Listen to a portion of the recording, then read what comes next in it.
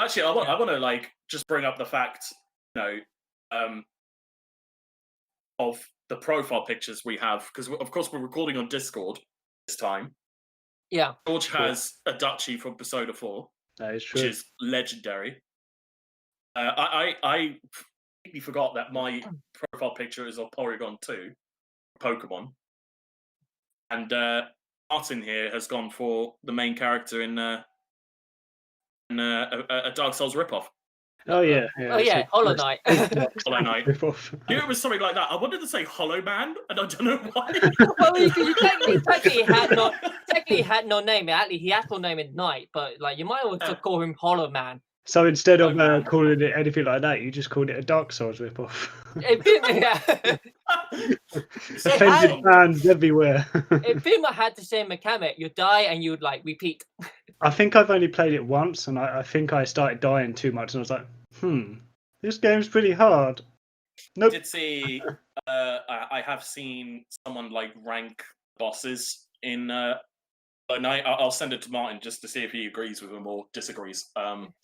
Like literally every single entry just followed up with, "This is really hard." It literally like most of the bosses like the first couple of bosses not bad. So further on, like I hate this boss. There's the one boss I got stuck on, and it took me literally almost 3 hours. It kind of reminds me of Cuphead. Yeah. Yeah, Oh, those I still bosses need to get are Cuphead. nasty. I barely played it again. I've barely played it, but I've just watched YouTube of the bosses. I'm like, yeah, I don't know.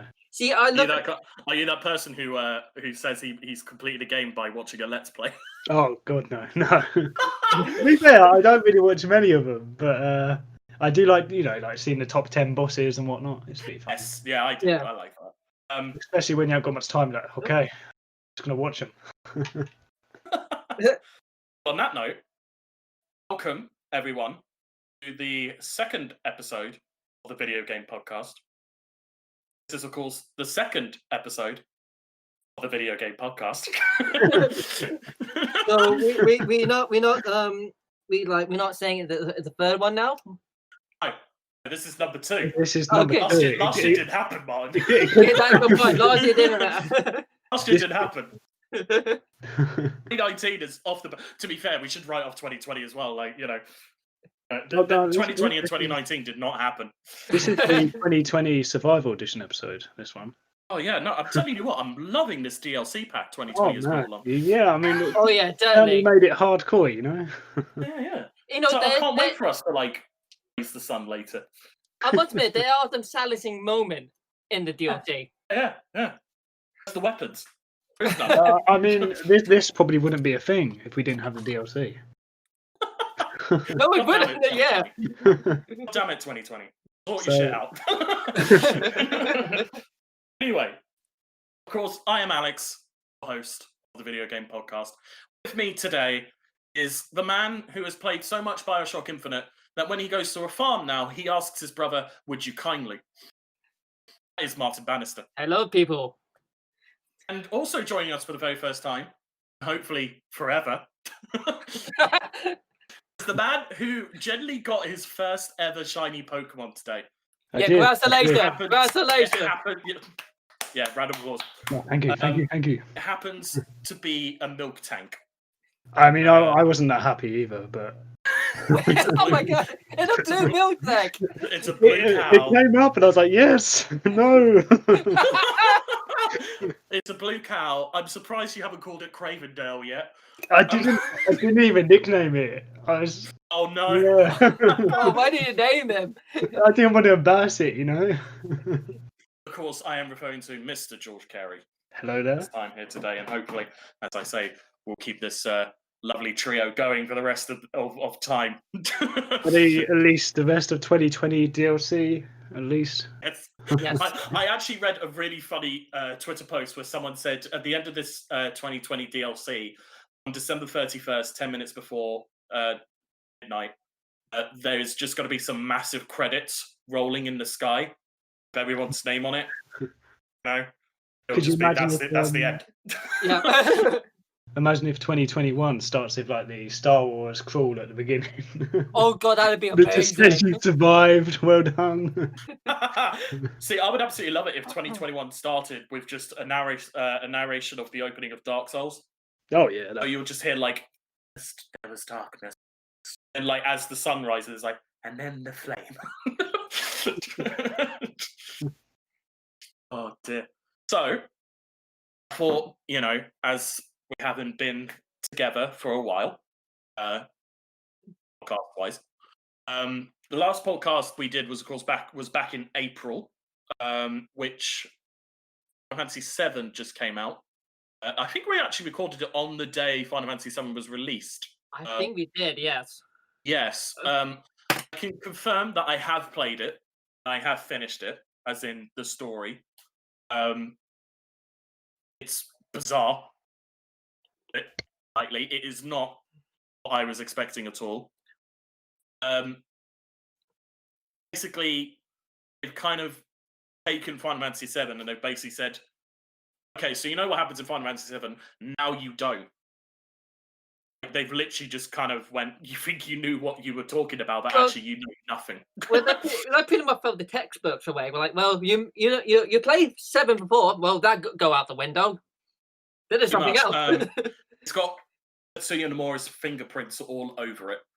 I don't want to go too spoiler into this because I know a lot of people would still probably be interested in picking up the game and playing it. I would just say, while you're playing it, don't expect certain things to happen. It's not. However, honestly, one of the best gameplay mechanics I've played in quite some time, if I'm honest. It's a beautiful blend of the old style Final Fantasy games with the ATB Gorge. If it goes to the end, you could attack. And actual like physical combat, which is really nice. If I'm honest, it feels like flowing. Don't feel as though things are stopping. You are continuously engaging in the battle, if you will. I would definitely say it's a worthwhile game, but for people who are a bit skeptic, I would say try and wait until maybe a price drop. Don't worry, the second part of Final Fantasy VII is coming out in year 2023, apparently. Oh, have they just confirmed a date? Well, Apparently. Really? Yeah, I thought it was going to be another 4 or 5 years between each one, and then by that time you'd have the PS6 and you'd have 3 discs and another steelbook edition for each remaster of the first part. The thing is, because they're positive of going for quite a while, and I think at one point no one even know what happened because it went all silent for a while. Well, yeah, exactly. I mean, this is just based on interviews with Katase, people on Twitter who works for Square. They all seem to sort of point to 2023. What's actually quite interesting is Katase did point out, because of how long it's taking each game, he had a bit of to my understanding, it felt as though he was having a bit of a rant at Square in general. He was sort of just saying, it's taken us 3.5 years to get part 1 done. I don't want it to take another 3.5 years to get part 2 or part 3. I will be in my 50s or, age, time is not on their side, basically, they were saying, Yeah, no, I agree with that. I understand completely, though. I mean, you want to get projects done before your retirement, really. But I mean, that's what I've mainly been playing. I mean, I've played the Pokemon Isle of Armor DLC. That's fun. It is quite fun. It's nice to see all the old Pokemon back. However, it does. I don't know, George. You've been playing it a bit, haven't you? Yeah, I've been playing it. Yeah. Do you feel as though, the way I kind of feel about Isle of Armor, it feels as though it was content that was supposed to be in the game at the beginning, that due to time constraints or whatever, they've had to turn it into DLC to sort of please everyone. Yeah, I'd agree. I'd say it's a lot like the same. Well, essentially, if you like Pokemon Sword, I'd imagine, or Shield, you'd like the DLC. But like I said, it does feel like it's kind of content that was there, and they kind of didn't have enough time to add it in fully. But yeah. I'm enjoying it a lot, to be fair. Especially it's like a whole wild area, which is nice. I do feel as though there's a lot more to explore. Yeah, the thing is, as opposed to the main game. I've got lost quite a few times going around here as well. I did too. I'm going up. I'm like, right, I'm going in this cave. I'm like, okay, well, which way did I come in that cave? Pretty sure it's that way. But then There's the wild area. I've been lost so many times in that bloody forest. Oh yeah. The forest is a bloody nightmare. You walk in and like there's this massive tree in the middle of it.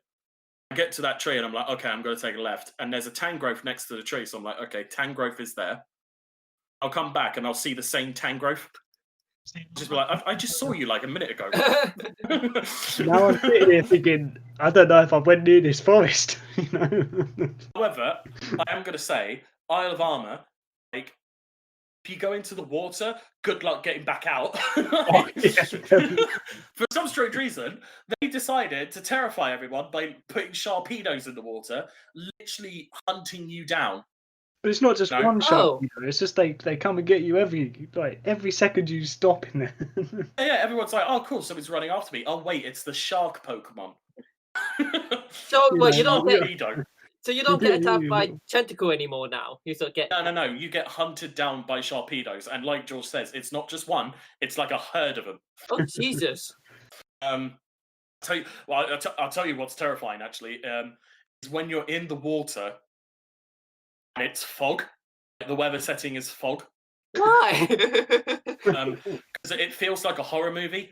It generally feels like Jaws.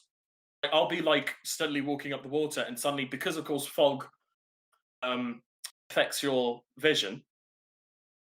Like, I used to see Sharpedos far away. This time, literally through the fog will just come the Sharpedo right next to me, and it'll be too late for me to run away. So you know, it'll be like, kill me. It sound like you need a bigger boat. I'm gonna use my bloody bike. No, well, oh god, that's not gonna work at all. No, it's when you do the boost away, you're like, oh, I'm going to boost, I'm going to get out of it. And you do your boost. And I think yesterday I was so close to getting onto the beach. And I was like, oh, I've made it without him getting me.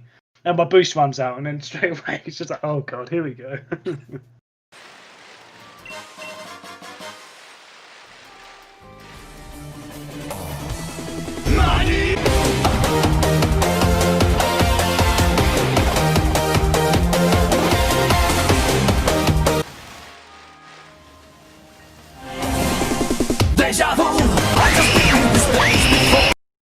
I'm going to throw it on the floor now. I've been playing, well, obviously that. And then I played some Dead by Daylight as well. They released that Silent Hill DLC. Does look good, actually. Yeah, where you can play as, Pyramid Head, and then Heather or Cheryl Mason, whichever one you want to call her. I was going to say, it wasn't like DLC wasn't just Konami just being like, you wish. Oh, no, funny enough, they do have the Konami code in it. That's awesome. Yeah, it's pretty cool. And it gives you like a little, I'm going to say charm, but I'm not sure. I'm definitely gonna have to try and find some footage on that then. But definitely have a look at it, yeah. Do you also get the bunny head as well? You can have yeah, you can get them as for Legion, which is another killer in the game. Oh, fair enough. Yeah, but you get like the 4 different versions, and then you get alternate, different outfits for the game characters. Cool. But it's good though. I've certainly played a lot of hours as Pyramid Head. Like start chasing people, like, yeah, I'm gonna kill ya. Yeah, well, like before he came out, I just played Survivor, and then as soon as he came out, I was like, I guess I should play Killer for once. It's just George uses it as a meditation tool. Oh yeah, that's how I release my work gets. Yeah, stress release. I'm like, got to put these people on the hook. These were the customers from earlier. Not anymore. Dead now. Yeah, but I'm trying to think. No, I haven't really played much else. To be fair, I've been playing that 2 Point Hospital. Have you heard of that game at all? Oh yes, yeah. Yeah, they Um, just released sandbox mode on it, so it's pretty fun. I loved the. I'm talking years ago. This must be like 97, 98. Yeah, Two being Point being Hospital. half. Yeah. Just sort of as a kid under 10, just watching people walk into the hospitals, literally immediately throw up and then combust. Oh, It's just sort of like, wait, what? Do hospitals do that? And bearing in mind, I was born with like 4 kidneys, had 2 removed, and I had medication till I was like 12. 8-year-old me was not very pleased to walk in, watch a video game where someone throws up and explodes, and thinking that could be me. I mean, to be fair, I am awful at the game. My other half is a lot better. She tells me that she's like, "Oh, you got to do it this way." I'm like, "I do it that way, but my people just die. I think it's just me. I'm rubbish." I think when I played Theme Hospital like 8 ago, I swear one time I had Death walking around. I went, okay, hopefully I'm not doing my hospital well.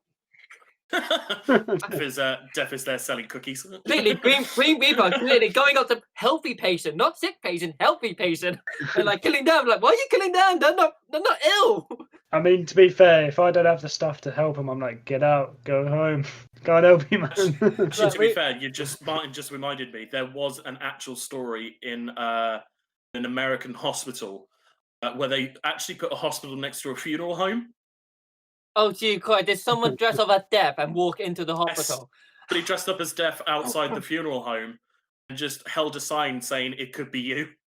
Oh, wow. This wasn't even Halloween. Yeah, that was like Easter and Christmas all the time. Summer holidays. Oh man. Wow. Martin, have you been playing any? I mean, I know I introduced you as if you were still playing Bioshock. Oh no, Collection.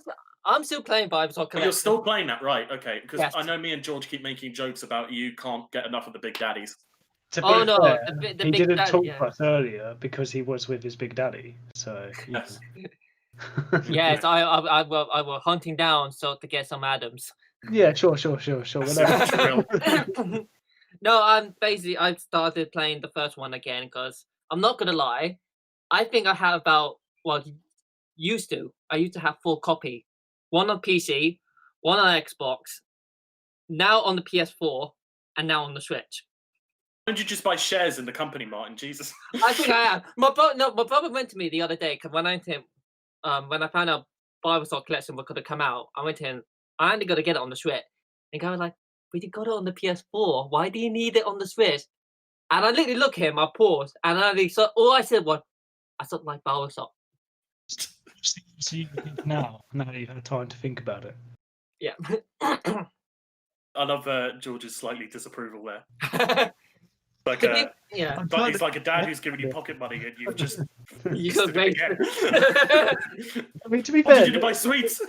it's a great game. I'll give you that. But I mean, I can't complain. There's so many games I've bought probably multiple times on different consoles. I mean, and let alone even ones that aren't remastered.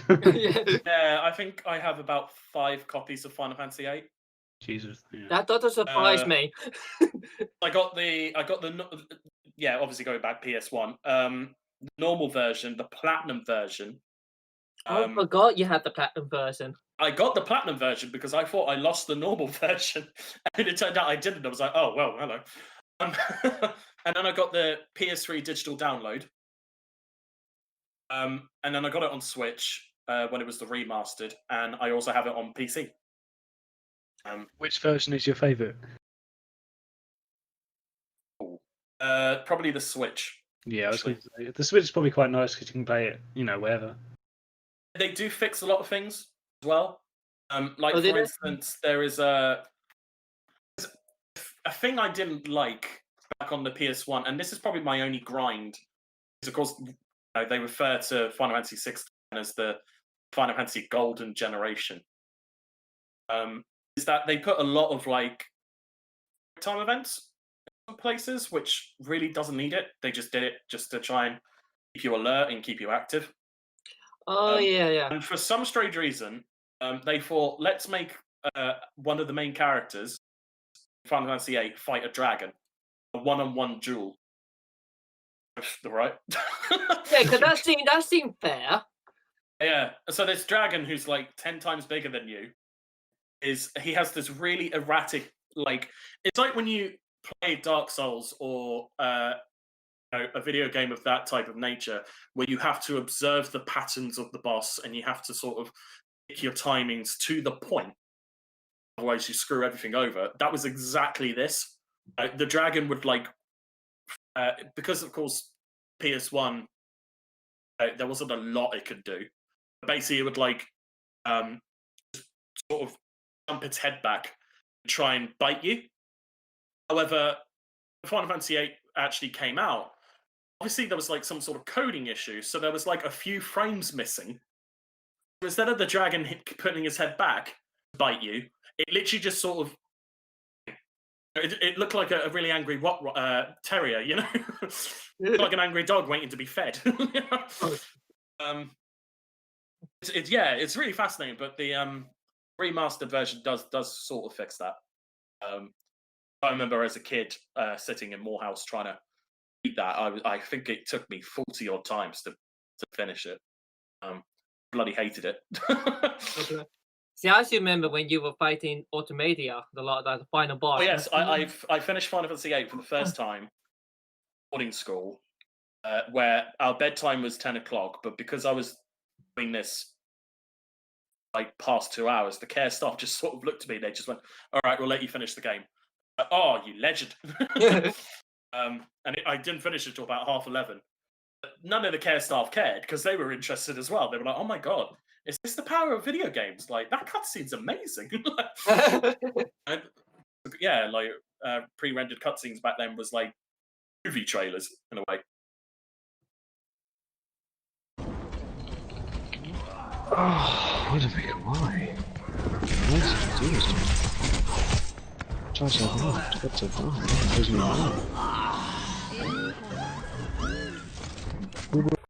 So, of course, we will discuss what we're playing now. I am now going to throw this at George. Ugh. George, this is your very first time. Yeah, I know. podcast. This is the bit that I was like, oh god. I thought because originally we were going to do the intro and then I was going to throw George in it, but I thought I'll give him a little bit more time. Yeah, you didn't throw him under the bus. No, I'm not throwing. I didn't throw him under the bus just yet. Not just yet. Now I am. Now he is. George, first of all, welcome. This is, of course, the very first episode here. People who don't know, I know George from our time at university. We could probably make a whole podcast based on our experiences at university. Oh yeah, there's some great stories. Some absolute bangers. We probably actually, to be fair, I think we could probably, like, in future episodes, we can have little segments to, share some of these stories with everyone on I think it'd be a good little university experience. Little 10-minute bit at the end where you just kind of hype up the uni life. Exactly. Like, I don't know, we'll call it, tea time with Alex and George or something. Nice little sit down, like little laugh together, and that bit. And then me and George have, another section where it's like, what was Martin doing during this time? You know what? I don't even know. Yeah, but that's why. I was going to say, I don't think Martin even remembers. Yeah, true. It'd be like, I was sitting there, I was watching anime. I think I was watching anime. Is it One Piece? No. No. Did it have like any character I know? No. It's just endless harem animes. Oh, yeah, that don't surprise me. Endless harem. Yeah, I think in future episodes we'll just share some of our stories from uni. Me and George, of course, studied digital games production, which was less of the digital games and more of the production. Less of the production and just the digital, maybe? Yeah. I mean, I put production in quotations as well as digital games. I think you could put them all in separate quotations, and there's spaces in between there, which is where we sit. Basically, for a video game course, we only actually made video games in the third year, in which we were then told off for making video games. See, that confused me. Oh man, it confused us. They said if you want high marks, you better not be making a video game. Exactly. make sense at all. It was like people don't want video games. It's like, yeah, they do. That's why we're here. Oh, but we learned a lot. Oh yeah. We'll share our stories later on. My question for George, and I do apologise. I kind of threw this at George only a few days ago. I've got to ask you, George. Me and Martin in the previous episode talked about how we got into video games. What was our favourite game? I've got to ask you, what actually got you into video games to begin with? See, and this question was really hard because when you asked me, I was like, oh god, I think I just started playing them, sort of thing. But Yeah. I can't remember like games I played. I mean, I had a PS1. I mean, we didn't get played much. Obviously, I was young at the time. Bear in mind, you two are old, so remember that. Duly Thank you. noted. Yeah, That's my word was original. Yeah. They're quite good though, so I must be getting to that point. But yeah, I can remember playing Crash 1 and Medieval on the PlayStation. Oh, Medieval. Classic. I can't really remember much about the game. I just remember getting to the boss, and I think it was probably the first boss in the game, and just never getting past it because must be rubbish at games really. And the same goes I with don't think I Crash. ever finished Medieval, actually.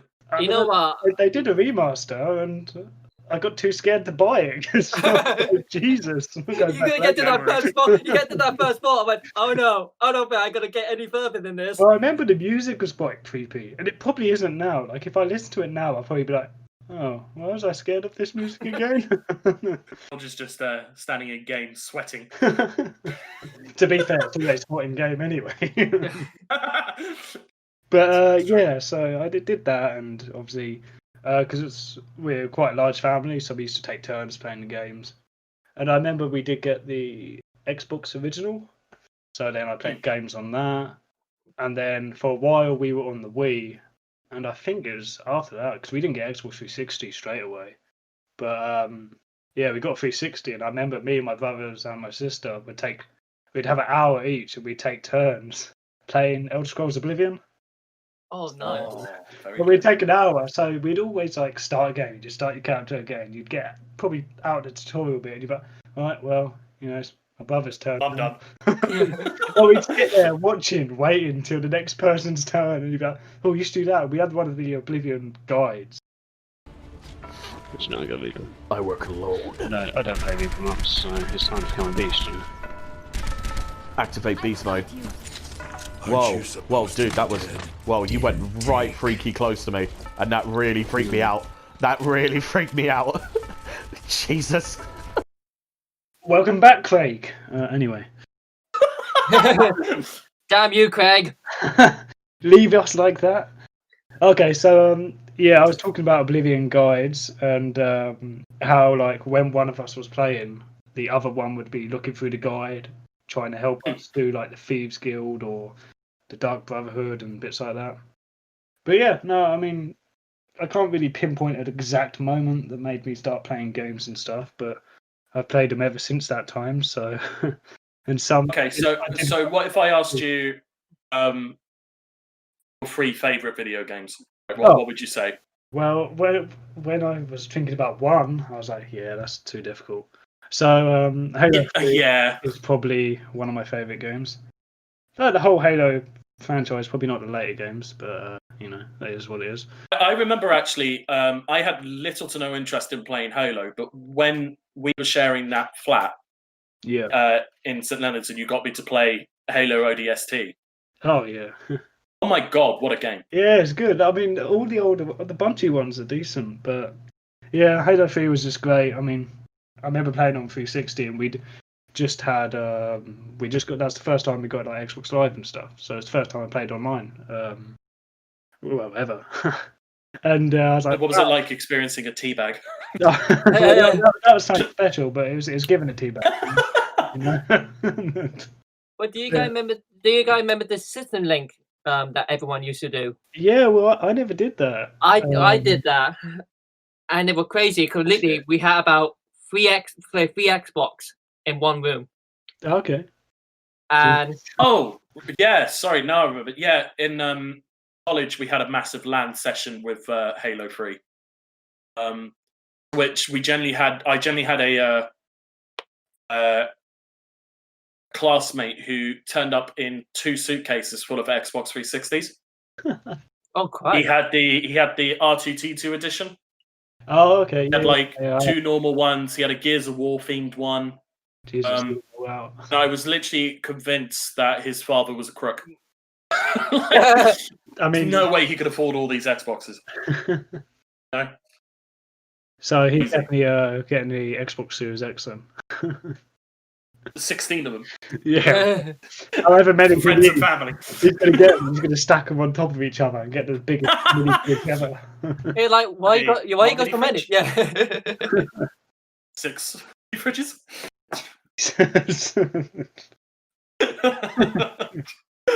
Oh, good times. Okay. I mean, Halo 3 was great. We'll go on there with the tea bagging and whatnot, the mini fridges. But yeah, game number 2 is Dark Souls. Oh, good choice. And I finished that game quite a lot, and not that that's a brag, because it's not, Martin. I didn't say about that. But no, Oh, damn it, it is a really good game, and it's one of those games that gets, well, obviously most games get better towards the end, but you kind of just go through the motions. But the remaster is certainly an improvement, especially when you're able to play with friends and stuff. But I know that's what you two have been doing on the Switch, right? No, I've been playing with my brother on the PlayStation 4. Whoa, you're not even playing together. How rude. Oh, Oh, so yeah. basically, how we did it was Martin I playing it before I did. Yeah. I would actually just say to him like, "Oh, I've done this. Like, is there anything weird coming up that I need to sort of be aware of?" When I tell my girl, yeah, be prepared. Be prepared. Yeah, Martin would tell me, and then I had a coworker as well who would give me sort of hints. For instance, when it came to, do you remember Quailag? Yep. He actually just said to me, "You're going to see something busty coming up." Oh, okay. Yeah, so he said, shield your eyes, like- don't look at all, and just hit. Yeah, literally, I was like, "What do you mean by busty? Like, what the hell does busty mean in this?" And I saw Quailag, and I was like, "Oh, I get it now." I understand. Tests. That is not the reason why it's my favourite game. Oh God, can you imagine? 10 out of 10. Not the storyline, not the graphic, not the enemy. Yeah, Stop yeah. the Game of the video. year. Game of the year. Yeah, game of the year. Game of the decade. Here we go. But, no, the music is pretty good as well. Like for most of the bosses. Yes, I agree with that. But yeah, no, the whole game I just enjoyed. Admittedly, there was quite a few. I think I bought it on PS3, and at the time I was like, "Oh man, I've heard Dark Souls is tough," and I just never finished it. I just gave up. It was too difficult, and I got it on 360 a year or so later, I think. And then I just played through it and finally finished it. I was like, "Oh my god, I've done it!"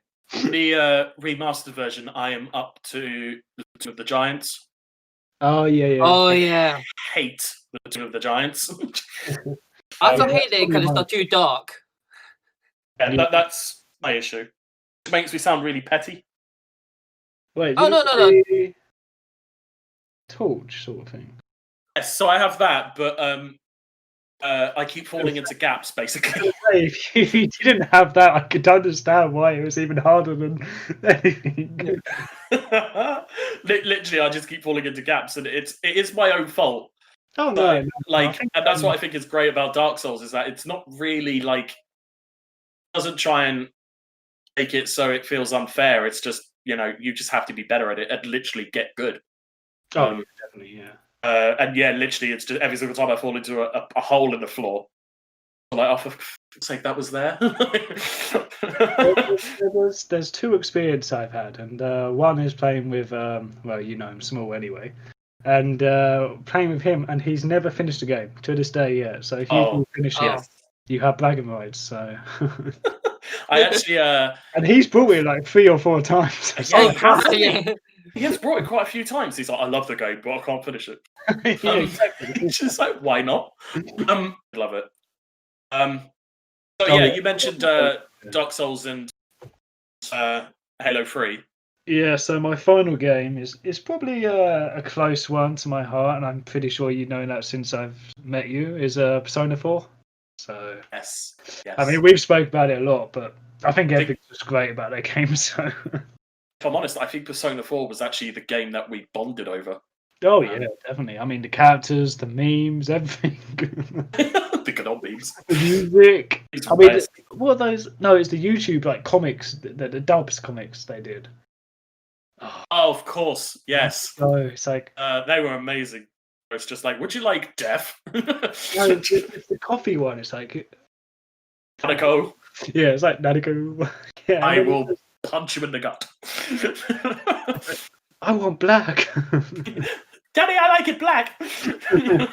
Oh wow! Oh no, for No, context, no. now that I've Oh said my god! that, Yeah. now that I've said that, god damn it. It's coffee. Coffee. One of the in the actual game of Persona 4, there is, I want to say it's your cousin, Yeah. Nanako, your cousin, always likes, a bit of hot chocolate with a little bit of marshmallows. In this redubbed comics, they basically said that she is a hard, black coffee drinker. Yeah, 'Cause her dad is a police detective. That point Just makes like- sense. Why? Yeah. Yeah, so she's like, no, I'm tougher than dad. Like, I don't want milk and marshmallows. I want it black. Hey, I'm making coffee. How do you take yours? Black? Don't try to sound tough, you sissy. Cream? Oh, coming right up, madam. Cream and sugar? What are you, Nanako? Surprise me. Yeah, no, it's great. Yeah, the whole game's amazing. Obviously, like Persona 5's like quality of life improvements, but I still think Persona 4 is a better story. So It's the whole. I agree with you. I think Persona 4 is just outstanding. Especially Persona 4 Golden, which, by the way, if you're interested, you can buy on Steam. You can buy Persona 4 Golden on Steam right now. I think it's about £15. yep. Uh, Day it came out, I said boom. I highly recommend playing Persona 4 if you haven't, basically. I mean, It is we are a still treat. trying to persuade Martin here, so Yes, Martin the Betrayer. hasn't played it. No, No, I'm not gonna lie. I'm gonna be on it. No, I have not played it yet. you need to, Martin, because right now you're looking like a persona to us. Oh man, that's so deep. Oh, dear, I'm trying to think of a tarot that Martin could be. Oh. Not lovers, that's for sure. I would want to say he'd be the not the full one. Isn't Yeah, I That'd be mean, nice. I would probably agree with that Yeah. one. See, you said yeah. Not sarcastic. He said, "Yeah, Yeah. that counts." If you can't, if you ignore the sarcasm, it was just yeah. That's all I heard. Win for me. It's a win. It's a big win, we can end the podcast right here just on that win. We're not going to because we have. We're not. We got a lot to talk about. We have a lot to talk about in this episode. Right at the top still. So, the reason why we're doing this episode is because it has been a while since we've done a previous one. I feel as though us doing this on a monthly basis would be more beneficial than a weekly or fortnight podcast, just simply because video games, have stages where video game news comes out like hot potatoes, and you have times where it's pretty stagnant. I don't know how you two feel about that. I agree with that. There was the be months when you don't hear anything exciting, and then lately one day, every single game news I mean, pop the out. month of May was dire. Yeah, I mean, 'cause Yeah, if you think about this month, we've had obviously the PlayStation event, Yes. Crash, Pokemon, Yes. Last of Us Yes. was released. Yeah, and probably a Tell load me of more. other stuff. Yeah, I don't think Speaking anything loudly, happened. God damn, so much talk, man. So, don't worry, we have a lot to talk about in this episode. The first thing, of course, we're actually going to talk about is probably the biggest point of the past month or so. Of course, the PS5 was revealed recently. For those who have been living under a brick, who live under a rock. Anyone who's going up to you and says, PS5, what's a PS5? It's like, just slap them. Alex? Huh? PS5? Question mark? Question mark? Question mark? What's that? Just, I don't know what it is. PS5? I got Martin, any info? On Video games? PS5. It is 5. Actually, to be fair, somebody did ask me one time, have you ever played a game called Warcraft of World? So, we're doing very well. It sounds like a great game, to be fair. I know, right? It almost sounds like World of Almost. Warcraft. Sounds like, World of Warcraft, but Sounds like slightly shit. better. So we did the complete opposite there, man. I was being nice.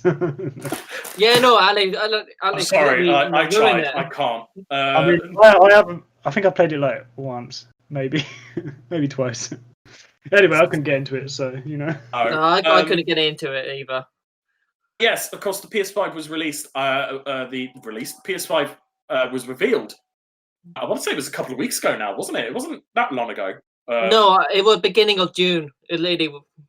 Yeah. So, first of all, I've got to ask you two: how did you think the reveal event went? Did you watch it? Did you like the look of it?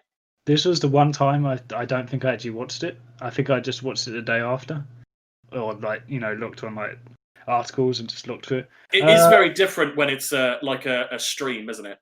Like Yeah. It's not like an E3 conference. It's a very different sort of atmosphere, isn't it? Yeah, I mean, like the E3 one, I know they're kind of on like separate days, but you're kind of right. E3, I'm gonna make sure I watch all of them, sort of thing. So I know, like we've always like messaged about them, like as soon as I'm watching it. They've always been amazing. I think E3 is generally sort of one of those events where you should gather with your friends and just watch the reveal trailers, or just see how stupid some events get. Looking at you, Konami. We can always look at like Bethesda's, some of theirs. My favorite days. one was Ubisoft were a bit strange. Yeah, it was their one. I think we're generally going to have to do an episode where we just pick out awkward moments from E3. The easiest one is the Just Dance one. Oh, that was bad. That was the worst one. Bad. But I like to point out mid the EA would probably be the pre-CA with that. Me and Martin came up with Mr. EA, just because the actual guy who is the marketing director of EA just kind of looks like a typical villain. You have to link a picture so I can see him.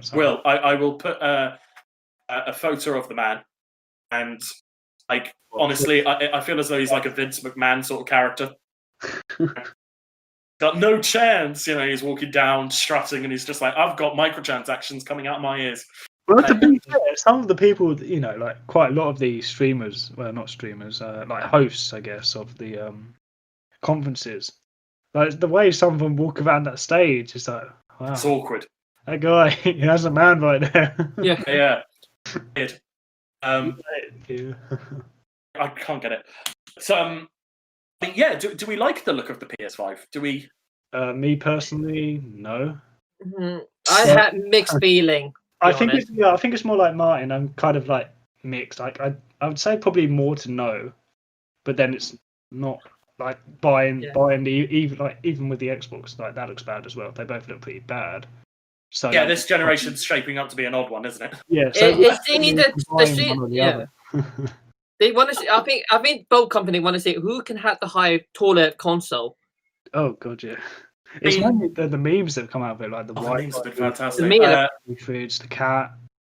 What I'm actually going to do is, as we're talking about the PS5 and we're talking about it, I'm going to share some memes onto I'm going to post some memes onto here so everyone can see what we're talking about. There's some absolute crackers. My favourite one is the Lord of the Rings one. They replace Sauron's pillar with the PS5. I think that's comedy gold. I like how they've transformed the PS5 into, if you flip it on its side, it looks like the Shelder Pokemon. Yes. you just stick a couple of eyes and a mouth, and you're there.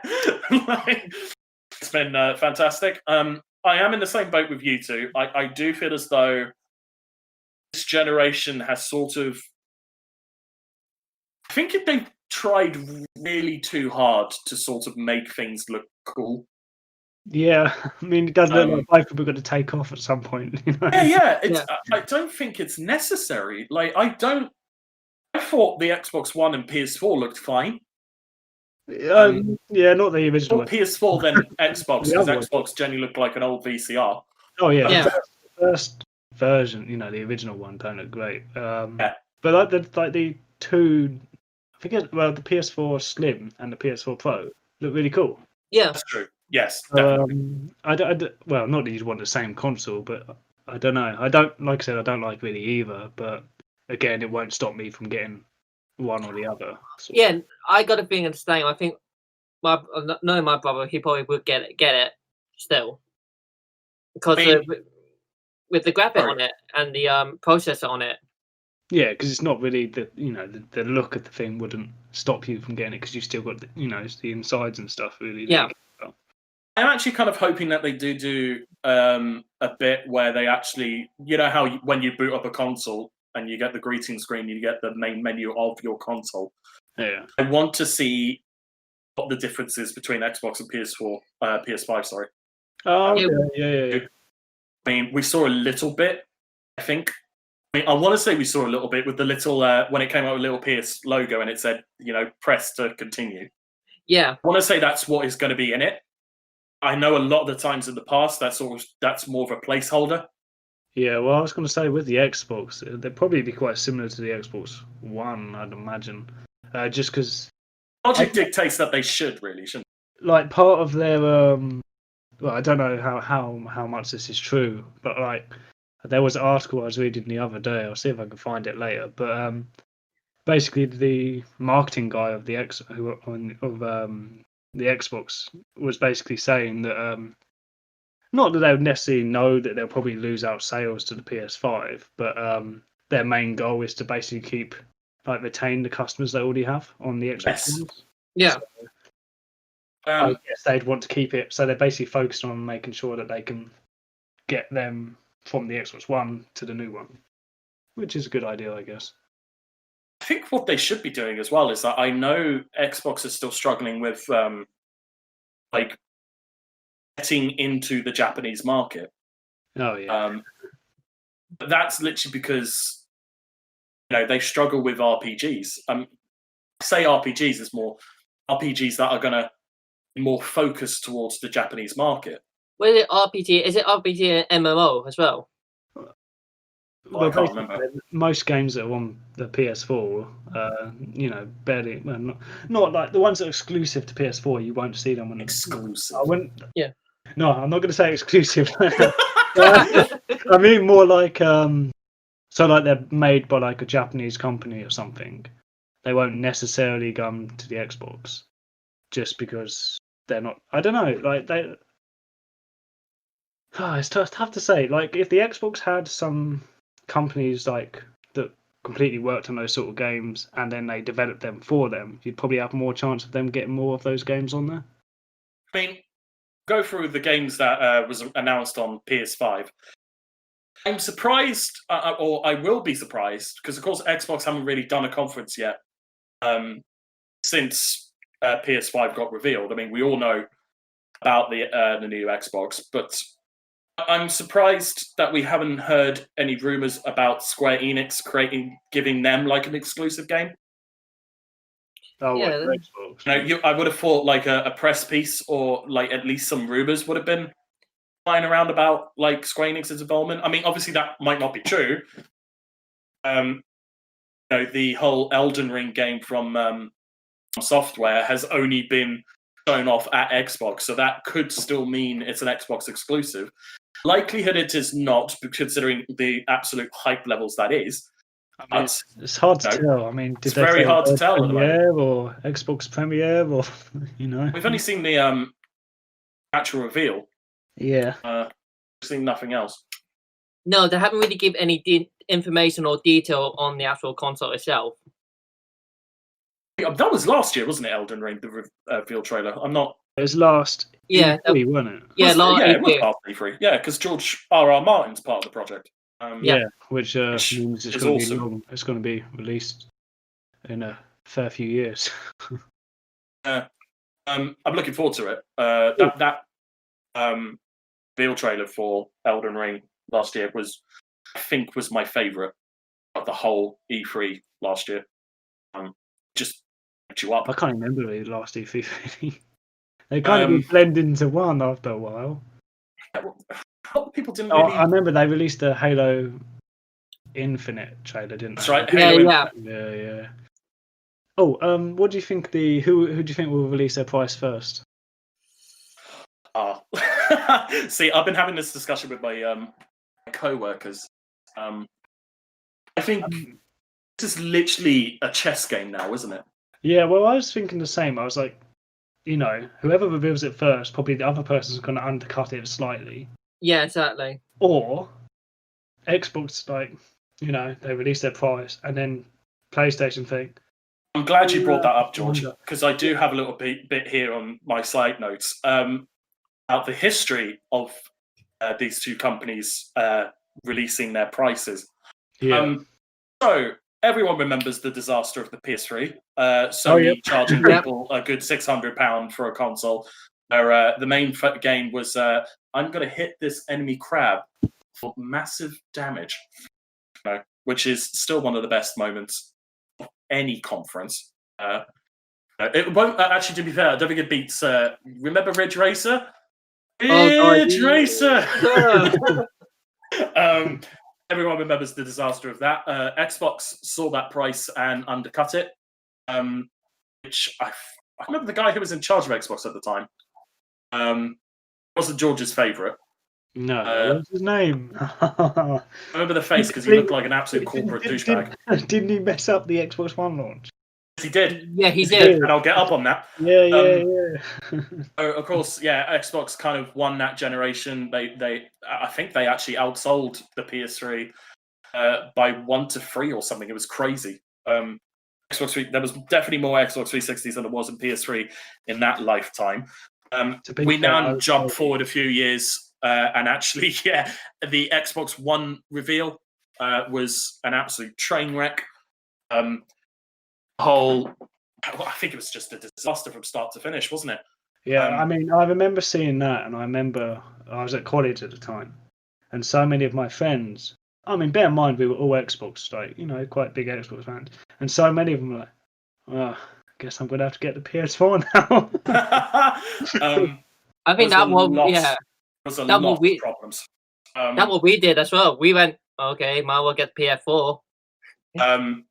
On the idea that the Xbox was always on, that it was actually monitoring you and giving you actual specific advertising based on what it heard your conversations on the Kinect.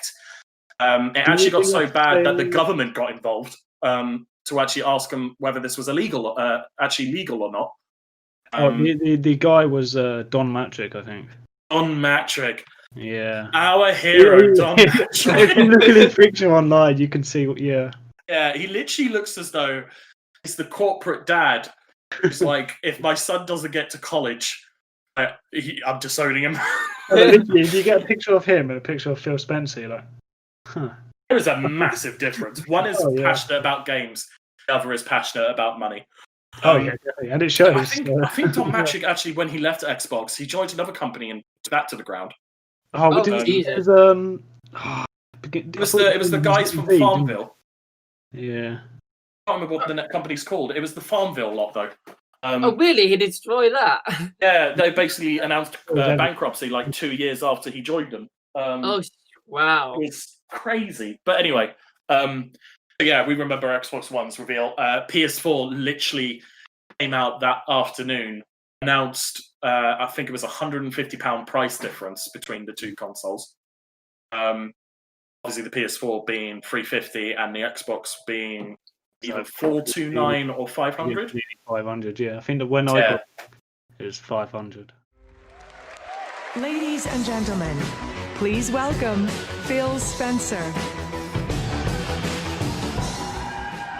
Welcome to the new generation of games. Now, I'm excited to announce that Xbox One will launch this November at $499 in European markets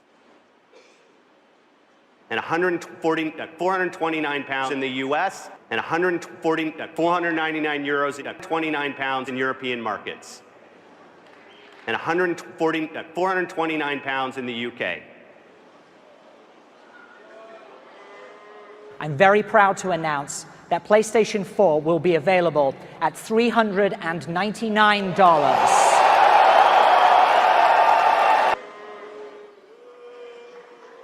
Quiet.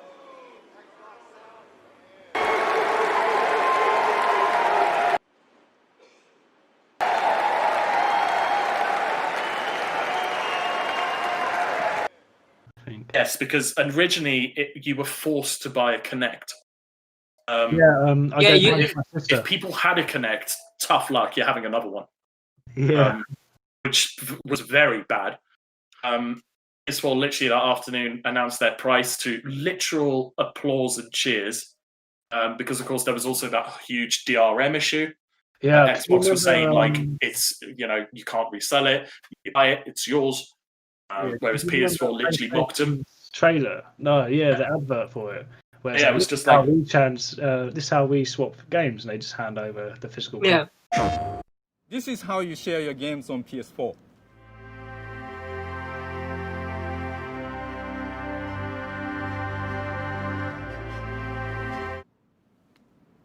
Thanks. PlayStation.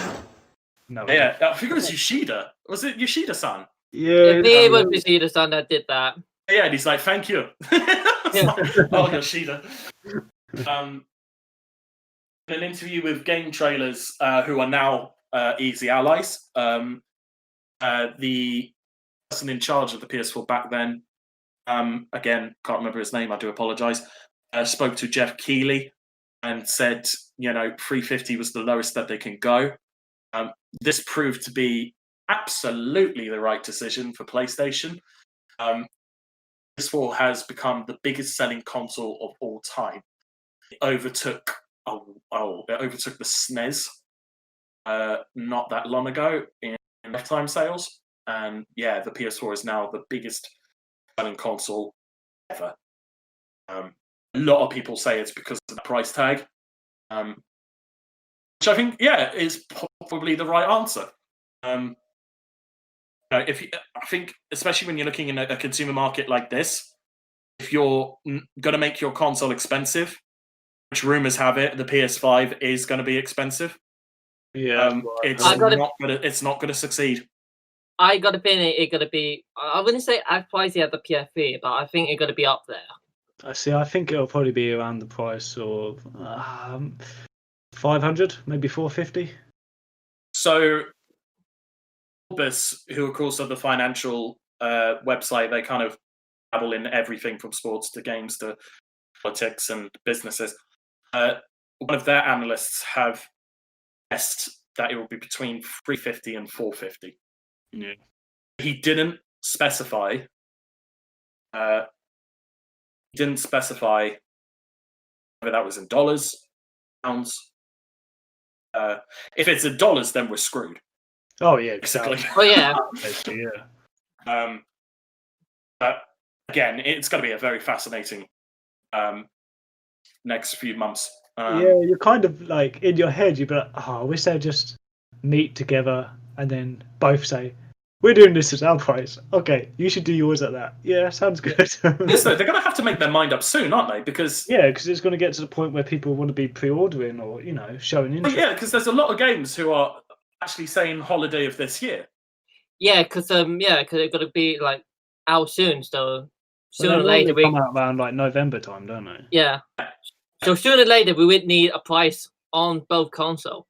Yeah. Christmas is massive for the video game industry. I reckon they'll try and do it before Black Friday. Yeah, it makes sense, wouldn't it? Maybe we'll get something at the next. So maybe if Xbox is doing another conference or something, then maybe we'll get the price of that, and then a day, 2 or later, you'll get the PS5 price. Yeah. I mean, I can't see the point of now, like, waiting for a price, waiting for the other one to go now. You may as well just do it and then. I think The worst thing you can do is basically say, "Yeah, I'm kidding. That's not our price, really. This is our price." They won't actually tell you until you actually turn up on the day, like over the counter. Oh yeah. You say, I've come here to collect my Xbox or my PS5. Oh yeah, be this much. Like what? Like, but I thought it was this much. Oh no. Give me the after price. No. Just to give you a bit of a heads up, if they were aiming for a November release, it is just over 5 months away. I think that's cutting it really fine. They are cutting it quite I think short. at the longest you'd want to, 3 months before, wouldn't you? Yeah, I mean, especially when you're talking about the current climate we're in, the whole coronavirus business, a lot of shipping companies are not willing to ship products because of the virus. This is, they have to take precautions, and they won't be able to take those precautions unless you give them the time to actually do it. Well, I know PlayStation, they were talking about basically they're not going to be making, not necessarily making as many products, but they're not making as many consoles. Basically. Oh yes, I heard that. Yeah, did you? Which is kind of, I swear that was similar to Nintendo Switch problem. Yeah, I know too many people ordering too little time. Yeah. But I know the Switch has now basically sorted that out. Really, I think That's right. It kind of it catching up. That was Animal Crossing's fault. Damn trees. Damn tree. Won't harvest themselves. Yeah, exactly.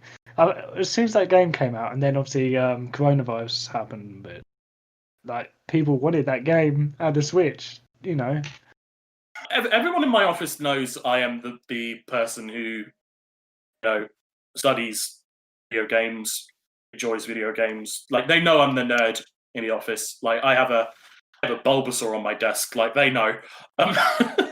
It's amazing. Like they come up to the Bulbasaur and they're just like, "What the fuck is that?" No, it's like, why has it got a bulb on its back? And it's like, it's a Pokemon. This is a cross type. Like, leave me alone. Leave Bulby alone. Bulby shouldn't be abused. I had a lot of people once coronavirus settled in to be like, what games would you recommend on Switch? No. Is Pokemon any good? Animal Crossing any good? No. Oh, is there any multiplayer games? What multiplayer games is there? Mario. What about Zelda of Legend? Have you played that? Zelda. It's sort of actually everyone just sort of realizes they're in. We might as well play some games. Yeah. Well, the Link is Zelda. Yeah, classic. Yeah, classic one that is. Yeah. Martin loves it clearly. I mean, I heard him laugh, so Wait, you just proved the point, Martin. God. Did I? Yeah, basically. So I was going to say, what was your favourite reveal from the reveal event, basically? Or both of yours? You can pick a couple. To me, would be the new Resident Evil game. Okay, yeah, cool.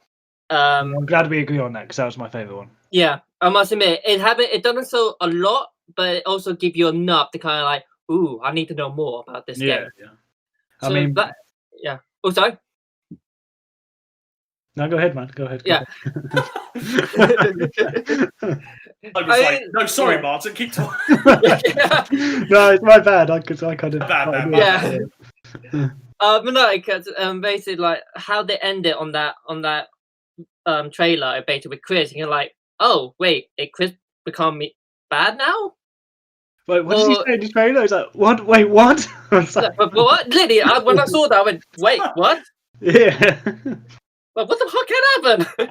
I mean, talking about Resident Evil, I mean, this is gonna branch off into a whole nother thing, but it's fine because Alex knows what I'm going to talk about probably. The Resident Evil 7 trailer and the Resident Evil 7 demo. Oh, and that demo, I had spent hours playing. I would just like probably, to say, probably more hours than the actual game when it came out. I have to admit to this, and it feels weird saying I'm going to admit to this because I feel as though this is sort of straightforward, but it seems to be a controversial opinion when it comes to the internet and the world of.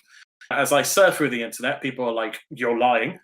Literally, I'm on my surfboard and they're calling me a liar on the beach. It's harsh. But I actually preferred Resident Evil 7's reveal trailer then to this. I mean, don't get me wrong, I loved this. It's just Resident Evil 7 was just so out there and was just so surprising and shocking in its trailer footage. Like, I didn't think it was going to be a Resident Evil game. Yeah, I'd agree with that. I remember because we were sitting there watching it, weren't we? We were blown away. And we were both like, wait, what is this? No, that can't be. And then obviously, you know, the words come up and you're like, what the? It's like 7. Resident Evil! yeah. But I remember being in that demo and I was in a Discord for it. And I was literally hitting every wall because of the PT demo. Like, a lot of people were comparing it to that. And they're like, oh no, if you do this, this might happen. And it turned out nothing like that was a thing. It is the same team, isn't it? You know, I think it's similar, yeah. Yeah, I think it was they used the. I know they're using the same engine and stuff again. Yeah, I think that. But no, it does look interesting. There isn't a lot of trailers that sort of made everyone sort of sit there and just pay attention to the fullest. Resident Evil 7 did everything right with its reveal. I mean, footage where it's, you know, the songs like Don't Sell Aunt Rhody, which I thought it said Go Kill Aunt Rhody. Yeah, well, I remember when the trailer came out, it's like that. It's the sort of trailer where people will pause every, you know. Yeah, like every second. Yeah.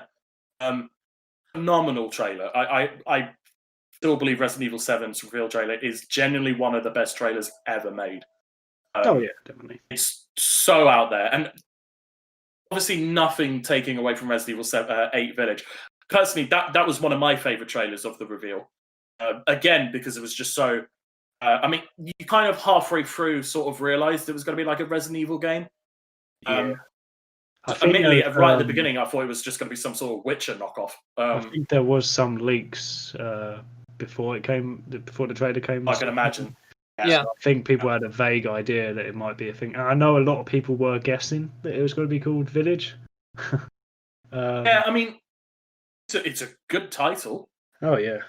I'm looking forward to it. I got because I must admit, I got a feeling going to be similar to Resident Evil 4 because they did try to do the whole village theme to it.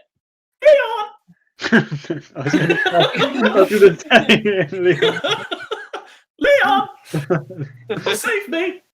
I mean, on the subject of Resident Evil, Martin, and both Alex as well, because which is your favourite Resident Evil? Just so I can gauge think about this. Can I pick a Resident Evil based on its comedy value rather than its actual like? If we're doing that, then Resident Evil 5 wins a hands down. I mean, if we're doing that, I'm gonna have Chris punching the boulder. So, yeah, exactly. Push it to the limit. I mean, I didn't mind 5. To be fair, it's better than 6, but. I must admit, 6 was just awkward, wasn't it? Martin, the storyline, yeah. It also includes the remakes, so you know. It had to be both the Resident Evil 2 original and remaster because it was the first Resident Evil game I played. Yep. And when the remaster came out, it's like, yes, I'm gonna play it because I haven't completed the second one. I watched my brother complete it all the way through, but I haven't really played the second one. So okay, yeah, makes sense. So it was good playing the second one again. I have to go a slightly different route here because, admittedly, since PS1 days, I've not really played much Resident Evil games. I think the last I actually played was when me and Martin was on the Isle of Wight together studying. We were sharing a place together, and we were playing. It was Zero. Resident Evil 0 on the GameCube. Yeah. We were watching our friend who had never played a Resident Evil game before, and he couldn't quite get a hand of the actual controls. So when he was like turning around to try and shoot an enemy, instead he was shooting, turning around at the enemy, and turning back. Like he could get the controls down absolutely whatsoever. He was useless. But to be fair, I think a couple of months back I played through the Resident Evil remaster, the first one. Yeah. Yes. I mean, I had never played the originals when they came out, so I kind of played them all out of sync anyway. And then playing the first one, I was like, Jesus, these controls are hard. Yeah, like complete tank control. Like, oh dear God. It's like, I think they even improved them in the remaster. Yeah. Really heavy. Personally, my favorite is the PS1 Resident Evil 3. Oh, Nemesis. Yeah. Yeah, just because I just thought Nemesis was just so scary. He was so intimidating on the PS1. And then you get to the end, and it's like he just looks stupid now. I would say based on the footage I've seen, if I ever get round to playing the remaster of Resident Evil 2, that would easily take one. Yeah, it just looks fantastic. Mr. X is being terrifying. Yeah. Wait, it's the monsters are incredible. Yeah. Like, they replaced Mr. X with Thomas the Tank. Oh God, yeah, that was terrifying. Oh, they changed weird mods in that though. Yeah, it's like the main characters. No, someone actually changed it. So the Mr. X is a tofu, and it's like vegans trying to get to you. Bloody vegans. You know what the weird thing is? The weird thing, you hit the footstep, you're like, oh God, the tofu could be coming any minute now. Literally. Like when you're introduced to Mr. X and he just lifts that massive piece of rubble out the way. Oh, dude, God, get away from me. I turn around and run. Yeah, instead it's the tofu lifting this piece of rubble. All you hear is the main characters, oh my God, get away from me. And it's like, yeah, vegans trying to like prove their point. Obviously, I've got nothing against vegans. Right? I mean, it barely says otherwise, but I did play Resident Evil 3, the remake. Any different? Was it an improvement from the? Well, I can't comment mine. I've never played the original. You see. Oh yeah, that. So bear in mind how young I was when we had the PS1. So, but yeah, no. I mean, I've heard about the Nemesis not being as intimidating in the new one and stuff, but I really enjoyed it. It's just a very short game and it's very action packed. But to be fair, I think it's a good flow of the story. It kind of just takes you through, and that's the end, sort of thing. Kind of reminds me of a Michael Bay one, but not as bad as Resident Evil 6. Oh my God! Oh God! Oh, Michael Bay doing a Resident Evil game. I want that.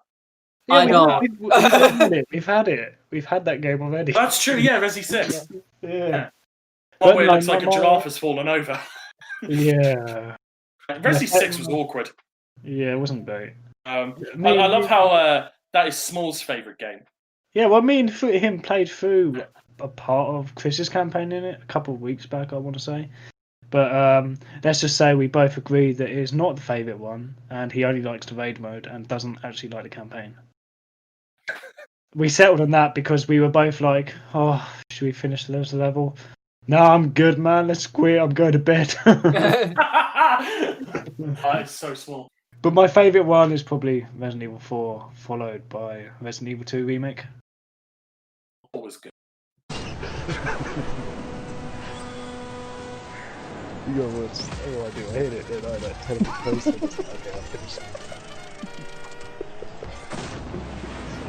Martin, didn't you say there was other favourite reveals? Because yes, there was. I think with that there was the one with the I want to say the merchant, the guy that's going around killing monsters and collecting sort of like loot. I actually can't remember the name of it. Oh, what was that? Must have not been that memorable. The only thing I can't remember the name. Basically, it's like it transfers to the guy going around fighting monster or trying to run away from monster to an old man sort of sitting in a chair. And I got a feeling the old man basically sent him out to go and hunt the monsters. Oh my goodness! I know what game you're talking about. Yeah, I can't remember the name. I want to say it's Little Devil Inside. I think that's what it is. Yeah, it's like it's just this younger guy who's like running around dealing with monsters. It keeps cutting back to this old man just basically going through his day-to-day life. Yeah. I know exactly what Martin's talking about, and that looked really interesting, actually.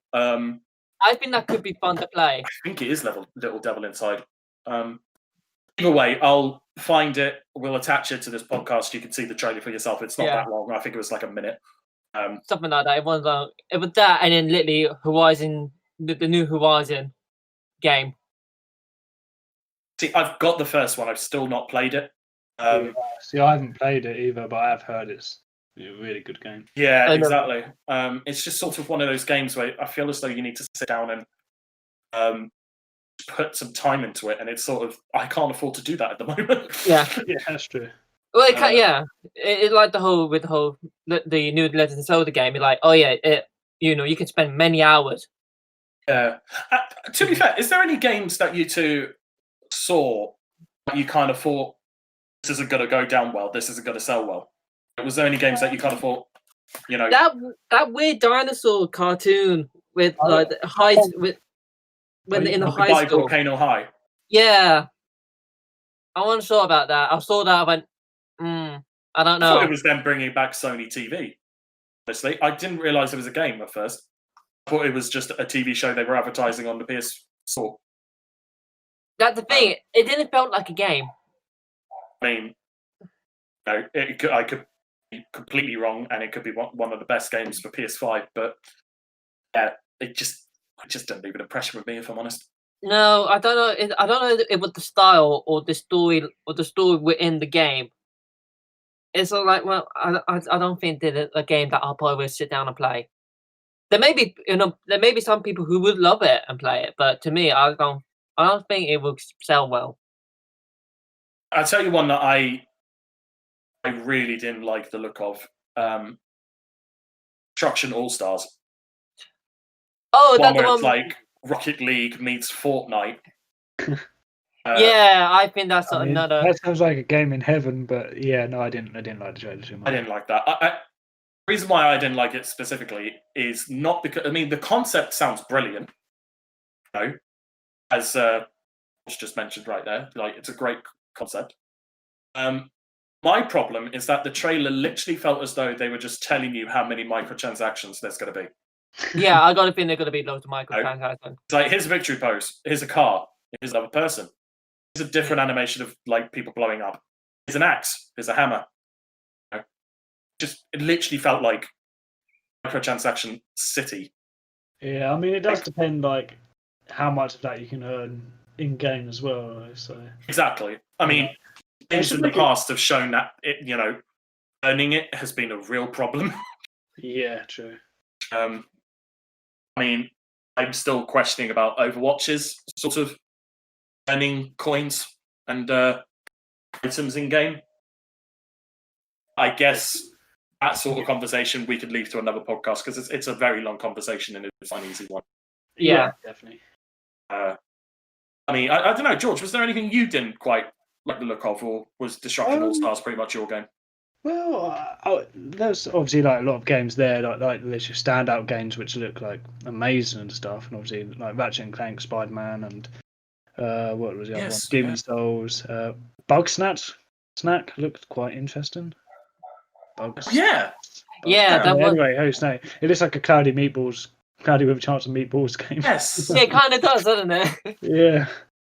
This boat's got a leak. Yeah, that's good. That's a good trailer. Love the pun. Sackboy: A Big Adventure. That was quite cool. Like, I mean, it's impressive like games lineup that they showed. So, I mean, you never really get like a bad lineup from PS5. Yeah. Like sadly with the Xbox, they just don't really tend to show off many great games that sell the console sort of thing. But at least with the PS5, you've got your standout ones, which I guess it keeps people there. So if you like Spider-Man on PS4, you're guaranteed that you're like, oh man, PS5 has Spider-Man Miles Morales. I'm obviously going to be excited for that sort of thing. Yeah. But I know it's the same with like most games, like sequels and stuff. But like they put like some big games in there just to like say, hey, we still have these. Come on, come on. I understand completely. So just to recap, round up this section. You two be willing to give a score out of 10 on the overall impression of the PS5 reveal? Yeah. I'm giving it 7 out of 10. See, I'll probably go. Yeah, probably something similar. Maybe I'll probably go 7 as well, just based on the fact that I don't really like the design of the console, and Yeah. they revealed a price. So I mean, yeah, my logic of thinking is there was some really good games shown. They've obviously thought ahead. They've given kits out to development teams early. yeah, He said, "Show us what you could do." Some great ideas coming. Some dodgy ideas coming. Some microtransaction I know ideas you will coming. keep coming. yeah. I mean, all you got to do is compare it to the PS4 event, and Yeah. you can tell that it's a worse reveal, I guess. Again, like who have said, design is something to be admired. I'm sure Sauron is going to buy a copy. That's the only thing I can Oh say. yeah, no, definitely. And sure, yeah, like- no price. I think no price is honestly worrying. I think I- that late in the yeah. game, it's like they kind of are worried that they either their console costs too much in comparison, or they're not sure the price they actually should give. Yeah. Could you agree? Martin, have you got a score out of 10? Yeah, you know what? I would give it a 7 as well, mainly because, like you said, there were loads of really good game coming out from different company, and like I said, the only downside was, like I said, I still had this feeling of the PS5, but I think once looking into it, it may slowly grow on me, and some of the games that I wasn't sure about. And I must admit, even the beginning bit when they show GTA 5, Oh damn! and the Oh fact my that goodness, how did we forget that? I haven't. And the Oh, fact no, wait. Let's go back to my score. I'm going to put it down to a 6. Oh my god, how did we forget that? Just because I think everyone they had wanted to raise GTA that. 5. Yeah, that. Oh God, that was abysmal. god, how did we forget to talk about? Oh my god, I feel like we failed as a I podcast already. yeah, I think that's a milking it. To be honest. Milking it, mine. That's more than milking it. It's Yeah. unnecessary favoritism towards a game that should have died like last year. Well, the thing is, that game came out on what PS3, wasn't it? Yeah, When- back end of PS3. And obviously, then they did the remaster with the first person and That's right. graphics and Right. new fancy multiplayer each year. It's Whatever. oh my goodness, it's such New a waste of cards. time. But you I- would think It's that they literally like your first game should be like your big seller. It should be a hard hitter. You know, I would like say, yeah, Demon's Souls or Yeah. Horizon or Resident Evil. Like not GTA 5 again. Like, I yeah, think, don't yeah, get me wrong, Oh it's my a days. good game. but I I just think don't really feel like they needed to put a trailer for it. Like the PS5 could come out and they go, "Hey, guess what's come out? Releasing." It's like that meme of it's like that meme of that shriveled up cow and the farmer's coming over to milk it again. It's PlayStation going towards GTA 5 and being like, Yeah. time to milk old Bessie. Like, you know? see if they put Red Dead Redemption 2, I'd be like, okay, that's cool. Very cool. They're putting that on the PS5 at a free sort of like subscription. I completely forgot to talk about. But yeah. Sham. Yeah, I'm switching my to 6 now. Oh, cool. Mine's you're sticking with the 7, yeah? Stick with the 7. No, you stick with the 7. Yeah, I because stick you with made the 7. Yeah. You knew about GTA, and me and Alex forgot about it. See, Martin is going to be that person who buys GTA 5 and he's going to be like, guys, join my crew. No, it'd be like They whole. must make so much money from it. Like, It makes- so much. Oh, sugar. There was someone who posted the. I think it was in like the post to. It was at least 400 million. Like that game has made through microtransactions. Because its literally, lifespan. they release a couple of cars, everyone buys it, or buys the money currency to get it or whatever. Or Yeah, like, exactly. Although I think if you do get, this is my first bit of advertisement. I'm pretty sure they said if you get it on PS5, you get some GTA cash or whatever it is free in the game. You know, I'm pretty sure. Oh no. So from what I remember, it's leading up to the PS5. All GTA 5 players get like $1 million a month. Oh Jesus! Wow, That's pretty fair. When the PS5 comes out, if you have a PS Plus membership, you can get GTA 5 for free. Oh, okay, that's not too bad then. I didn't know that. Yeah, I think that's sort of if you got because I mean they made people buy it again on PS4 if you already bought it on PS3. Yeah. I think I would have particularly put my hand up and pulled them out on it if they were like, no, buy it again on PS5 for £55. Yeah. Yeah, that's true. That's true. I'll just be like, go and make Bully 2 or something. Go and make a game that we actually want. People want Bully 2. Yeah, exactly. Like the community wants Bully 2. I mean, I would like to imagine a lot of people when the trailer came up, they're like, oh yes, GTA 6. I thought that. I honestly thought we were getting like a remake of Vice City or GTA 6. Yeah, would have been fine with either. Like, see what that, or even like a whole DLC story for GTA 5 or something. Just something extra that's not just the GTA. new. Online. Yeah. Could you imagine if they redid San Andreas? That would be awesome. That would have been awesome. No, yeah, I can't. I haven't played any. We want more GTA 5-ness in our pocket. Yeah. Okay, awesome. Do you guys want to have a break now, or should we do the game and have a break? We can go on to the game and then have a break. I mean, You the find game. out, Martin? Yeah, I'm okay with that. Okay, right. Ladies and gentlemen, boys and girls, children of all ages, it is now time for the video game podcast quiz. Don't know, I put that up so badly.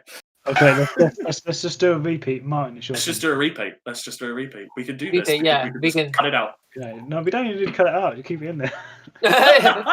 Leave it. Ladies and gentlemen, boys and girls, children of all ages, it's now time for the video game podcast quiz. This week it is Martin versus George. It is a game I like to call Vacation or Pokemon. Yay. Yeah, I did a thing. So the quiz is quite simple. Both Martin and George will be given five names.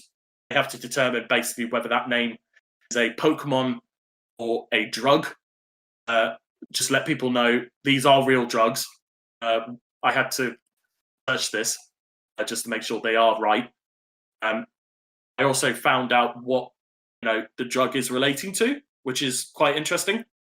So I'll let you know. Firstly, if it's a Pokemon, I'll let you know which gen it's from. If it's a drug, I'll let you know what that drug usually deals with. We're treating this if it's like a penalty shootout in football. So George or Martin will go first. Have 5 each.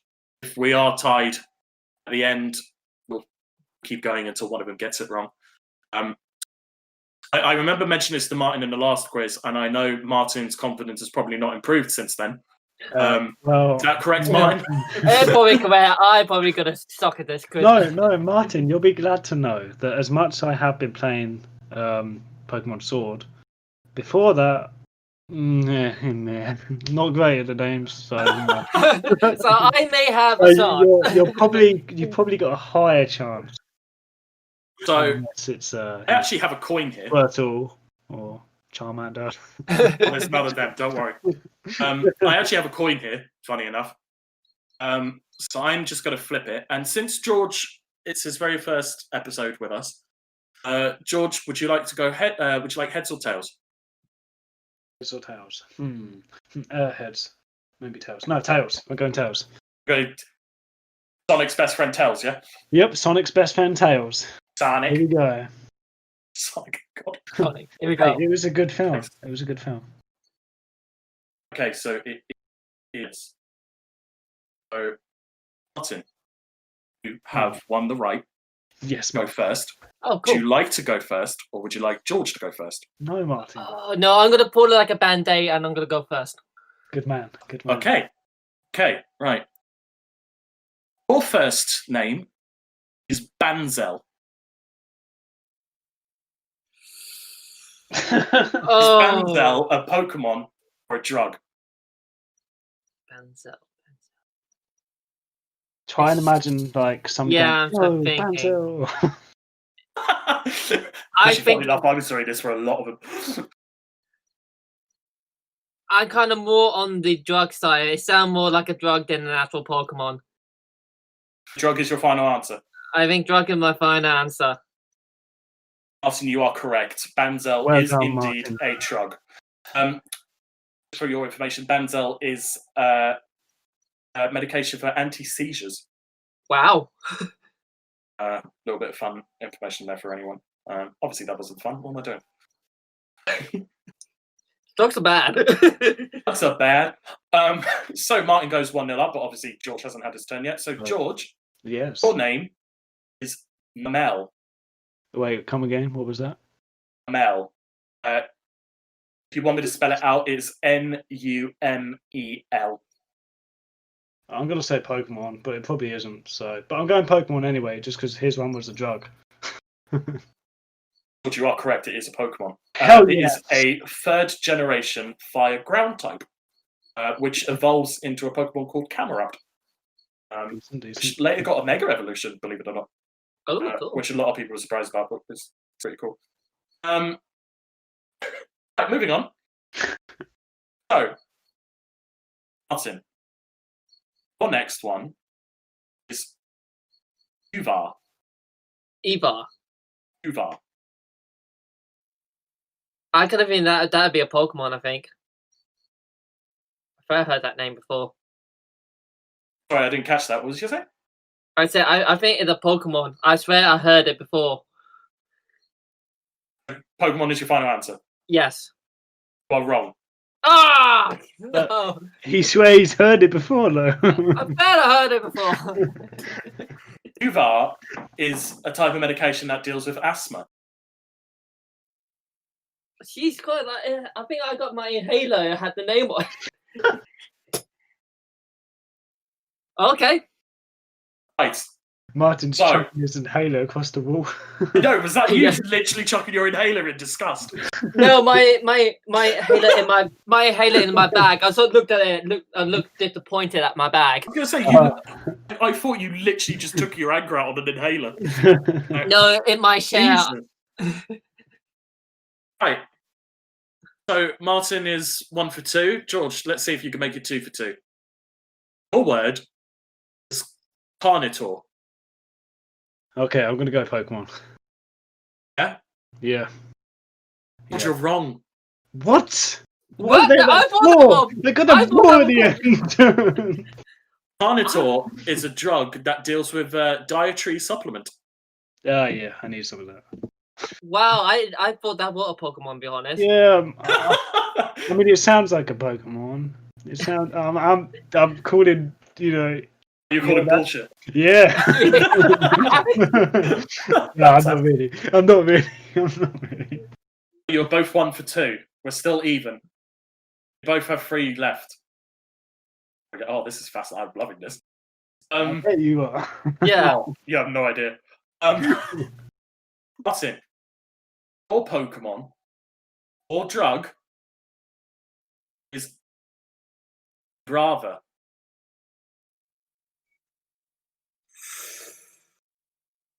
Brava.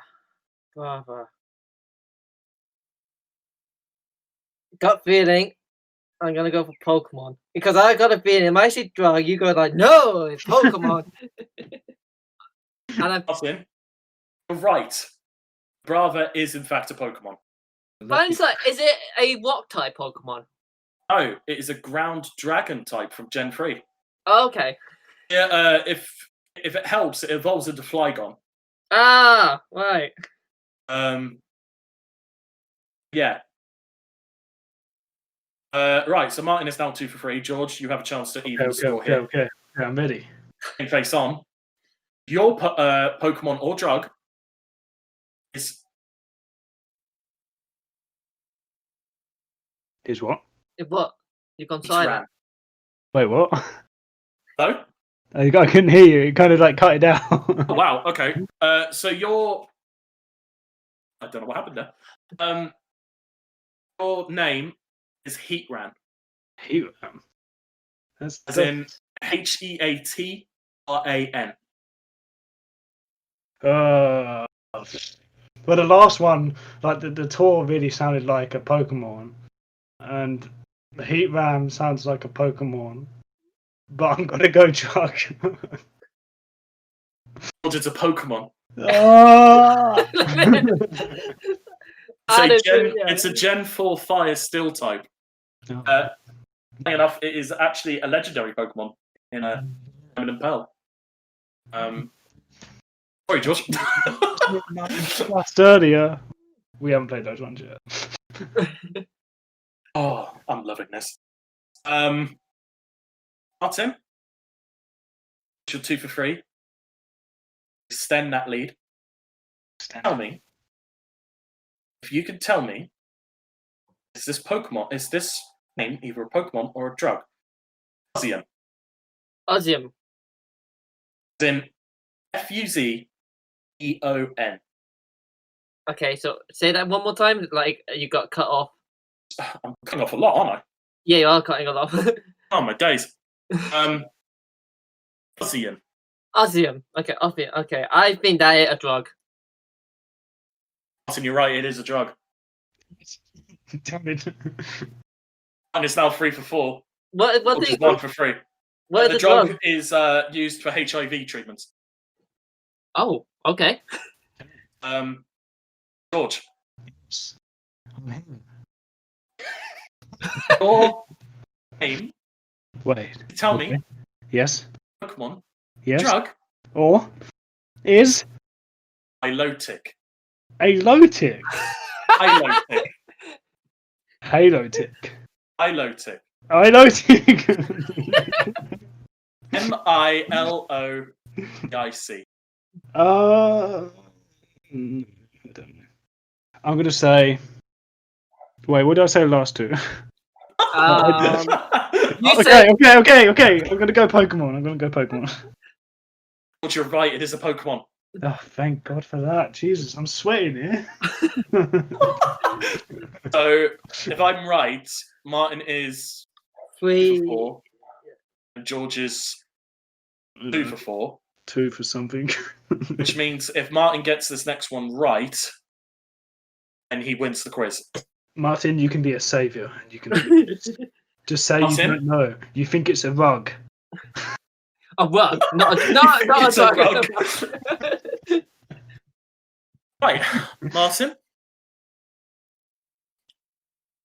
Please, can you tell me if this name, Pokemon or a drug, name is Metang? Metang. Tang. I want to say a Pokemon. Metang. 100% sure. Yes, I'm 100% sure that sounds like a Pokemon. Martin, you are correct. Ah, yes, boy. Is actually a third generation Steel Psychic type. It is the pre-evolution of Metagross. See, which is the big chunky Steel Psychic. Oh boy. Oh, right. That was one Pokemon out of the whole quiz that I recognised. The rest of them I was like, drug? Pokemon. Be honest, I want the same. I think only one Pokemon I kind of heard the name. I think the rest are like, yeah, and the one you thought you heard the name was the one that was your inhaler. yeah, no, I'm still bitter about that. I love that. Eventually, you just heard this massive thud afterwards. Martin clearly took it out. Clearly smashed it. Absolutely hated him. Called him a pig. So, Martin, how does it feel to be the first podcast winner? Pretty good, man. Yeah, well, Pretty I bet. good. I wouldn't know, would I? I'm sorry, George. Sorry, I saw you can get the next one. Next time. Oh, I would say we're doing Digimon, but most of them end in Mon.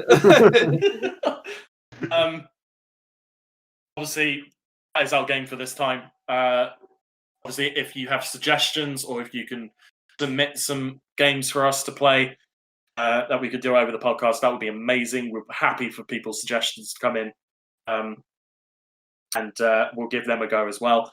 Obviously, well done to Martin for winning this week's quiz.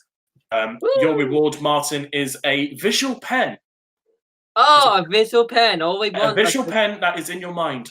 See, I was about to say a visual pen does sound really cool, and then I clicked on to what a visual pen actually was. It is. I will tell you now, Martin. The visual pen in the color of your choice. Can I have it in green? Oh, if you want. We don't have that. In green. It's your pen. It's your visual pen. I'm literally writing my name down with the green, visual pen. Okay. So, like, bring up the amp for the next game, for the next quiz. The prize up for grabs is some sticky notes. But are they the video game club themed sticky notes? Oh, they're multicolour. They're multicolour. Yeah, that's great, man. That's great. I'm talking the real good. Yeah, I know ones. They're the ones you look and you're like, oh my god, that's what I was missing at uni. That one I'm talking about. Fantastic.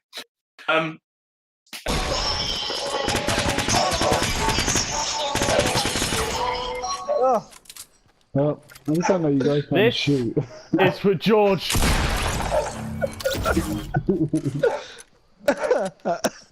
On that note, that is all we have in terms of what we wanted to talk about on the podcast. Is there any closing statements either of you two have before we sign off today? I'm trying to think about things I said that I could retract or something, but if you want to show a new game that you know that it's not going to be hype, maybe kind of think and plan that first. Oh yeah. If you want to show GTA again, then just don't do it. Basically, just put it onto another thing. Just release it. Yeah. I guess my closing statement will simply be: if you are advertising games that are coming out on your new console at Christmas or winter 2020, it doesn't actually matter what date you give it. The fact that you are saying it's coming out this year, you need to tell consumers how much your console is going to cost. Especially in this time, we are living in a pandemic right now. We don't have bags of money lying around. You still need to ship these consoles during a pandemic where the shipping companies will have to take extra careful. You are at a risk that you will spread the coronavirus and cause a second wave. I believe Sony have done a real bad thing on not announcing price and not sort of getting this all rolling in terms of customer to release date. And the same can be said to Xbox, if I'm honest with you. I think Xbox should be just coming out and saying it as well. I think this whole price war is starting to get petty. Just playing with your audiences now. I don't know if I'm alone on this, whether you two are thinking, what is wrong with Alex? To be fair, we have been waiting for the reveal for both Xbox and PlayStation. Yeah, and so they're cutting it quite short on basically exactly. Cutting it fine, guys. Just get on with it. Absolutely, just get on with it. Nintendo have.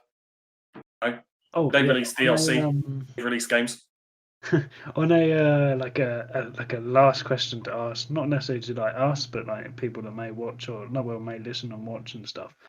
Do you think Cyberpunk will come out this year or next year? Oh, that's a hard one because I know it's been delayed. You're talking about Keanu Reeves Simulator. I am talking about that. Yeah. By the way, George, Martin, you are breathtaking.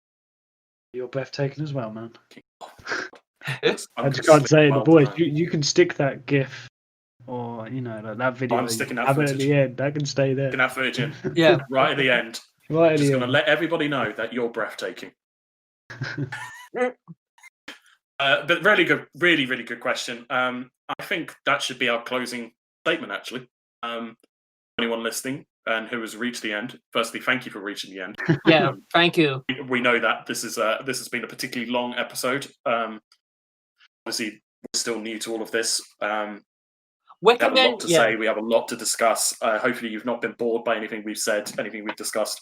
Our closing question is literally: do you believe that Cyberpunk 2077 still come out this year? Let us know, comment, or I'm pretty sure you can find us around on the internet sphere. And on that note, I would like to thank once again Martin Bannister. Thank you. And George Carey. Thank you. I thought George was just stay silent. I thought we lost it. George is like, you're not going to get my thanks. Piss off. Literally, it'd be like George. I have, of course, been Alex. Thank you very much for listening once again to the Video Game Podcast.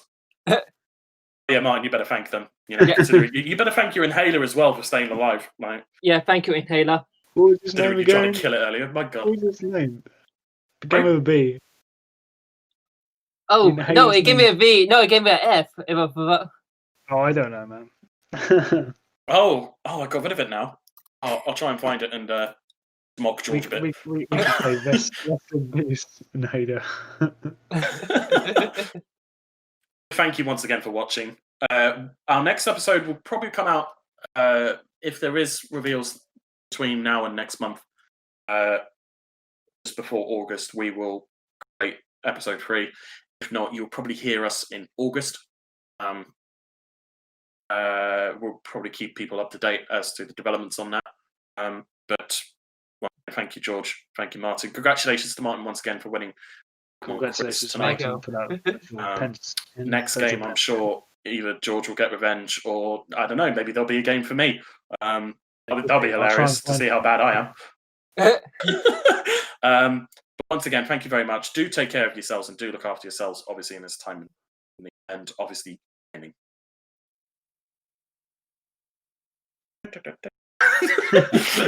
Yes, please do stay safe. Stay safe. Wait, am I going to say, okay, stay safe? There you go. I was just doing it on behalf of all of us, but Martin really wants his 5 minutes of time, of fame here. You went silent. You went silent for a second, and I thought, because the silence was like, "This is the end." Oh, the end, man. That was the final comment. And then you went into I was like, and then I had no choice. I couldn't... Okay, I'll do it again. Okay. Thank you. Oh my God. Okay, my turn. Okay. Thank you. For you, Martin. Oh, you want me to silent? I was like, okay, guys, we can do this. We can do this. All right. No, I'm good. Okay, mate. Oh my God. Right. Okay. Thank you for listening. Stay safe and keep gaming. Take care. Thank you. Thank you. Thank you. Keep gaming.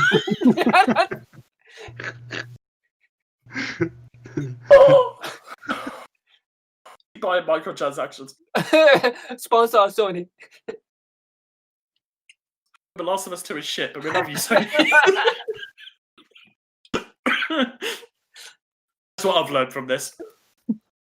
Oh my God. Okay, Sony, but we love him. Where's Greg? Yeah, wait, Greg. We need this over now. Greg. Yeah. Okay, but let me tell you, the feeling of being there, of walking the streets of the future, is really going to be breathtaking. You're breathtaking. You're all breathtaking. All right. So I got to finish this.